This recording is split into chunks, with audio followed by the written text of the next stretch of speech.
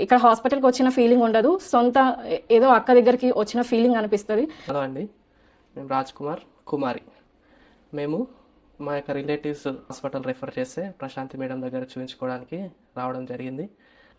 ఇక్కడ ప్రశాంతి మేడం ఇక్కడ హాస్పిటల్ ఉందని మా రిలేటివ్స్ చెప్పారండి. మేడం ఎంతో బాగా చూస్తారు అంటే, మేము హైదరాబాద్లో ఉంటున్నా కానీ అంత దూరం నుంచి మేము ఇక్కడ మేడం దగ్గర చూపించుకోవడానికి మేము ఇక్కడికే వచ్చేవాళ్ళం. ఇరెగ్యులర్ పీరియడ్స్తో నేను ఇక్కడ మేడం దగ్గరికి చూపించుకోవడానికి వచ్చాను. First irregular periods cycle normal అయ్యే వరకు మేడం మెడిసిన్స్ ట్రీట్మెంట్ చేశారు. దాని తర్వాత ప్రెగ్నెన్సీ కోసం ఫాలిక్యులర్ స్టడీ ద్వారా ఫస్ట్ టైం ప్రెగ్నెన్సీ వచ్చింది.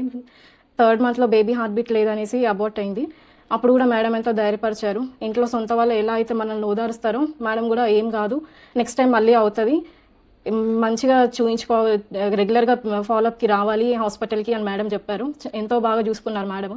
ఇక్కడ చౌటుప్పల్లో కానీ బోడుప్పల్లో కానీ స్టాఫ్ మాట్లాడడం, వాళ్ళు రిసీవ్ చేసుకునే విధానం కూడా చాలా బాగుంది. ఏ డౌట్స్ ఉన్నా ఏ టైంలో కాల్ చేసినా కానీ మేడం ఎంతో చక్కగా కాల్ ఆన్సర్ చేసి మాకు మా డౌట్స్ అన్ని క్లియర్ చేశారు. ఈ హాస్పిటల్లో ఇప్పుడు 18 months తర్వాత నాకు పాజిటివ్ వచ్చింది. మేము మా ఫ్యామిలీ మెంబర్స్ చాలా హ్యాపీగా ఉన్నాము. మేము ఇంకా మేడం అంత బాగా ట్రీట్ చేస్తాం మమ్మల్ని.